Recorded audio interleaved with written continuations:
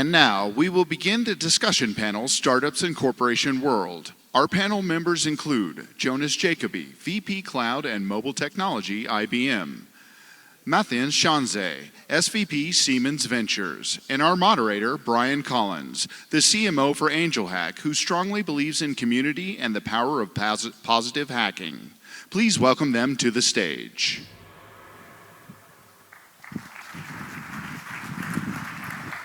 Good afternoon, Webit. My name is Brian Collins. As mentioned, I am the Chief Marketing Officer for AngelHack, and today we're really excited because I think this panel is going to be very interesting as my mic falls behind me. What we're going to talk about is the relationship between corporates and startups. As many of you know, about 5 years ago, the Open API revolution took off in earnest. That revolution was built on the idea that corporates could start opening up their technology for developers and for startups, and by doing so, they were able to find a whole new strategy. In that way, the strategy shifted. It shifted from a business-to-business or a business-to-consumer focus to a business-to-developer focus. And as such, innovation programming quickly went on the rise. Corporates began looking at developers and startups as a whole new strategy to their strategic plans, and in doing so, they've started working and finding ways to engage with startups and with developers at an earlier and earlier stage. Two companies who have done an incredible job of that are joining me here on the stage, Siemens and IBM. And I'd like to introduce them. I know we had a bit of an introduction, but I'm going to have them introduce themselves. So gentlemen, if you wouldn't mind introducing who you are, what you do, and why the relationship between startups and corporates are important to you or to your company. We'll start with you. Well, thanks, Brian, thanks for the introduction. Actually, my wife keeps asking me what I actually do as a job, so I'm doing my very best. So my name is Matthias. I work for Siemens Next47. And Next47 is a new brand where we have put together all of our venturing and startup activities.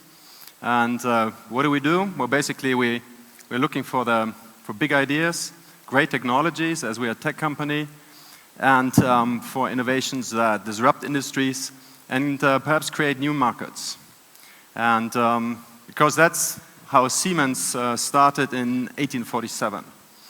Unlike back then, we don't just rely on our own ideas, but we rely on your ideas. So we've been collaborating with startups for, well, over 20, 25 years.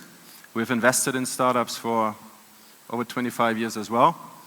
And for us, it has proven a great collaboration to work together, put the depth of our company together with great ideas and great enthusiasm of the startups. So that's what we are about. Nice. And you, sir? Jonas, IBM. I'm part of a new business group called the Digital Business Group within IBM. And one part of what we're dealing with is transformation. And that's a transformation not just for us ourselves as a company, but also with our clients. And a very important part of that is engaging with startups. There's an aspect of startups that I think IBM has always tracked. Right? It's large companies. We have enormous assets that a lot of funds that we can put in place to do a lot of research. But a lot of innovation actually occurs outside the company, and IBM has always been involved in the startup ecosystem. And I think for me and for the company, if you're looking at startups in general, they do set trends. And I think it's important for large corporations to always keep an eye out for, to Matthias' point, new trends and new technologies that are emerging quick, and that you as a large corporation, in our case IBM, can tap into. Right? And so an engagement model and a relationship with entrepreneurs is very important to us. You've perfectly transitioned into the first question that I wanted to ask you, so thank you for that, sir. But what I want to ask is, let's start from a value proposition side. There's a lot of different reasons why corporates want to be engaged on the startup side, but let's really kind of dig into that for a bit. Why should corporates be engaging with startups? What's the value proposition to the corporate? Well, for us, it has proven Like firstly, that we're engaging with startups to really learn about new trends and new technologies that are emerging. For us, it's fascinating what is coming up there, what is emerging. And to be honest, in many new technologies, it's the startups that shape the trends. And if you want to know early on what's going on and what is possible, you better engage with startups to really learn about it. So the second thing is, I think every corporate knows by now that we can't invent everything by ourselves.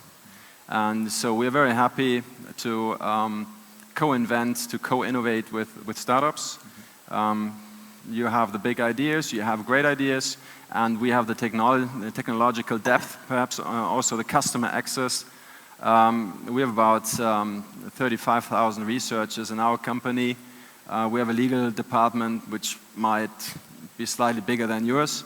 So there are a lot of assets that we can bring to the table, and so if it works out well, and it often does, you have a startup with a great idea, with a cool new technology, new approach, with a free mind, and then we have the understanding of the market, we have the understanding of the practical, technical challenges, and also the depth to bring an idea forward to a new level.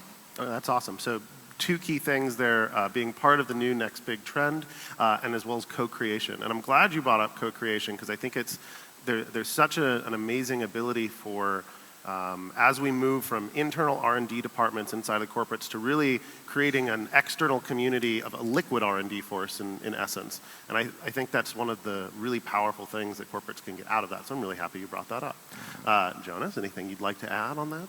+1, being very geeky. No, I think Matthias covered pretty much that topic in itself. I think from an IBM perspective, we look at it the same way. Our clients are looking at startups for trends to see where the market is heading. And I think it's important for us to engage with those companies to make sure that we not only are up to speed with the markets, but also that we can offer potentially those startups as an alternative or a complement to our portfolio as well. So if we've bought into the premise now, let's talk about the actual practice for a bit. Can you give some examples of programs, the innovation programming that you found to be really effective on the engagement that benefits both sides, both the corporate and the startup, either from your experience or from your corporate experience as well, examples that IBM and Siemens may have?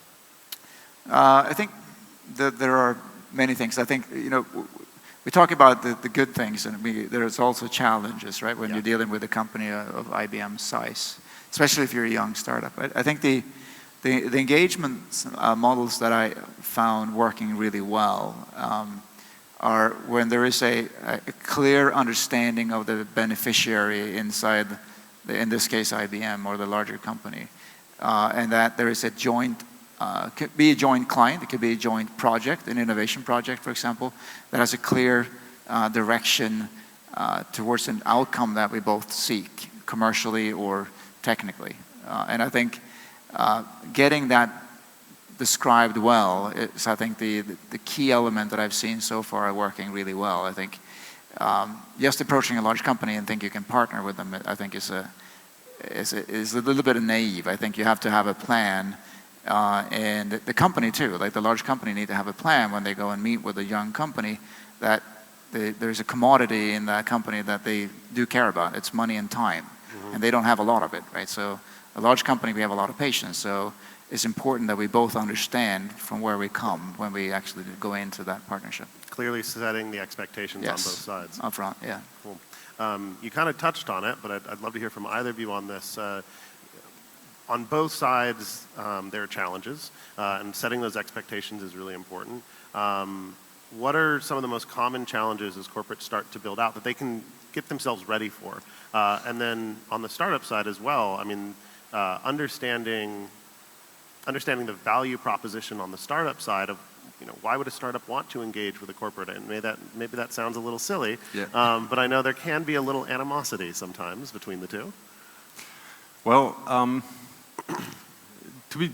in my view, I think there are 3 steps that I have experienced over the years in first, the corporate ability to collaborate with startups.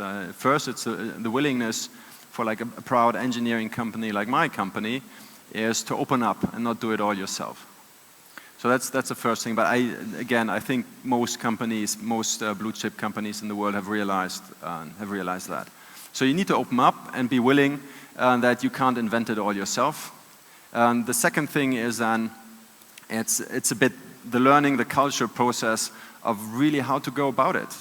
There's someone from the outside with a great idea, and so how do you work together? And that's also comes down then to individuals working together. So I think we can look into that a bit deeper. And then the third thing is then, and that's definitely where we stand at the moment, is then how do you make substantial business? So it's not just like, hey, we have a cool project here and we've done a showcase there, but how do you actually accelerate business? How do you create new business? And that is definitely something that will shape the collaboration between startups and the corporate world for the years to come. I love where this is going, because I want to go from that to what do you look for in the types of startups that we work on? We were having a conversation earlier, and I think a lot of people still assume that a corporate's really only going to want to be engaged with a startup who's making $5 to $10, $15 million in revenue, and they're only going to write big checks or acquisitions. And that's not really the case anymore. We're seeing a lot more early engagement. Yeah, no, I think there are obviously certain truth. There's a certain truth in what you're saying too, right? There, if you're dealing with a company of the size of IBM, right? It can be a pretty massive challenge to come in and you say that you're 5 people in the company and you try to partner with IBM. That said, doesn't mean that it is impossible. I think it comes back to who is the sponsor inside the company, in our case IBM, that see a clear value in engaging with this company, right? And I think that's where programs for startups are valuable, right? Both Siemens and IBM, we have programs that help those young companies to get that entry point, find the right partner inside of the company that can help evolve that solution or the project into, as Matthias said, something that would benefit both commercially. Because ultimately what it comes down to is how do we gain revenue. But otherwise, yes, there are thresholds how we look at, investment opportunities or acquisition opportunities. Yes. No, I think that well, let me ask this. Are there certain key characteristics? Obviously, there may be certain industries or themes that you're looking at when you're evaluating different startups to work with. But if I'm a startup, what's the most important thing that I need to showcase? Is it the team? Is it the technology? Is it traction? Is it timing? Is it what's the most important thing from your guys' perspective that you want to see from the startup themselves? I guess I'll talk for me personally then. What I'm looking for is, IBM is a technology company, right? So what I'm looking for is something that will substantially change the landscape that I'm in, right? And meaning that there's a potential business opportunity with this technology that would disrupt the market. And that's easy to say. I know it sounds like, all right, we all hear that, right? And that's true. But when you look at tech companies, right, there's a lot of complementary technology out there, and sometimes there's a lot of noise, right? And it's hard to sort of see through the noise and find the companies that you want to work with. So it's important that when you look at a company, at least for me, is that it's a clear path for me and for IBM ultimately to offer something to our clients that is going to change the way they look at us as a company too. It's not always about the money. Obviously, that's what bottom line is, but it's also how the client will look at us as a company. There's a branding aspect. Absolutely. To this, of trying to be showcase that you are engaged. It's not just innovation that happens inside the corporate. It's how that innovation transcends into the external space. Yeah. Okay, cool. Let me add to that, perhaps, to make that very clear distinction. We have, of course, we have money that we can invest in startups, but we are not like any financial investor, we have a strategic focus. But we also have the interest that a company like Siemens has to collaborate with startups can be beyond the pure venture capital perspective. So if you have come up with a new technology that could be of interest to us, then we are happy to try that out in our context, in our domain. Does it work in our domain? You have proven that it does work, the technology. You're not quite sure yet what an industrial context could be like, what an industrial use case could be like. Siemens is engaged in energy, is engaged in transportation, in healthcare, in all sorts of industrial domains. So usually then we would take with a startup together the challenge to try out this technology in a challenging industrial use case, open up a complete new market perhaps for the startup. And that's beyond any venture capital perspective into do we need to invest or do you want us to invest? Is it fair to say then, because there's so much collaboration that happens, I mean, you said it, this isn't a standard investment relationship. There's a little bit more engagement. There's a lot of co-creation and co-collaboration on this.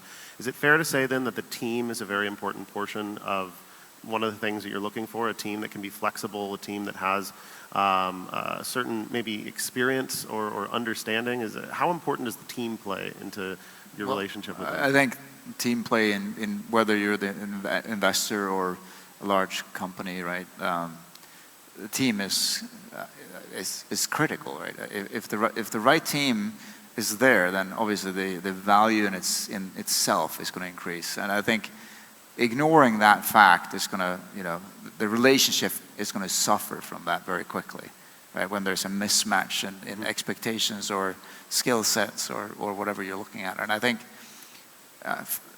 when we look at these companies, obviously a lot of them are, you guys are brilliant engineers and technologists, so it's easy to find a lot of good companies, but I think the match between the two parties in terms of skill sets are going to be critical to succeed. So moving beyond just the startup corporate relationship, because that becomes a one-to-one situation. Let's talk more broadly for a second, just around the programming as a whole. How do startups work with either of your companies? Are they applying to different programs? Are they applying to the venture program? How do they actually, if I'm a startup out here and I want to get involved with Siemens or IBM, how do I do that? Where do I start? Now that's very complex because you need to talk to me. So you need to come. 5 seconds. Yeah, I'll give you 5 seconds. Yeah. Now, to be very frank, it's still a networking thing. So we meet startups at events like this. Startups approach us, and via certain programs, or also just by calling or stepping by. So it's still a matter of introducing yourself, and then just starting a discussion. That's always how it starts. What helps? I think two things, because you were asking earlier on, what does it take? Mm-hmm. First, you need to have a clear understanding. What is it that, and I think for IBM it's the same, what is it that IBM can offer to you, and what could it be that Siemens can offer to you? So you need to have a clear understanding, this is what the company stands for, and like in our case, if you have a great e-commerce idea, then we would say that's great, but we are not the right partner for that. And so you need to have a clear understanding, what is it that a big corporate can do for you. And the second thing is then you're dancing with an elephant. So I think it's the obvious truth is you need to be prepared that it's not that easy, and it will not go as quickly as you would anticipate before. There's a bit of a dating relationship involved with this. Yeah, you're dating. Yeah, no. I used to live in Italy, and I was going to make an allusion to dating in Italy, but I should skip that. But you should be prepared to spend a lot of effort and time to it, and you can make the connection yourself. Yeah. I think that's some excellent advice generally. Okay, so kind of one of the last questions that I really want to touch on here is, for you guys, for IBM, for Siemens, what are the what are the most interesting trends, the areas that you're looking the most right now for different startups or for different co-creation areas? Are there certain specific places that you're really getting excited about and wanting to move strategically? Well, I can't speak for all of IBM, obviously, but Fair. I can speak for the part that I'm excited about. I think there are a couple of trends that I look for right now. There's a lot of activity, obviously, in the DevOps scene, which is, I think, is still evolving. I think it was, people talk about it a lot, but I don't think they actually haven't come to the level of productivity that we can get, I think, out of the systems. And I've seen a couple of very interesting companies popping up in the last 6 months that I got really excited about.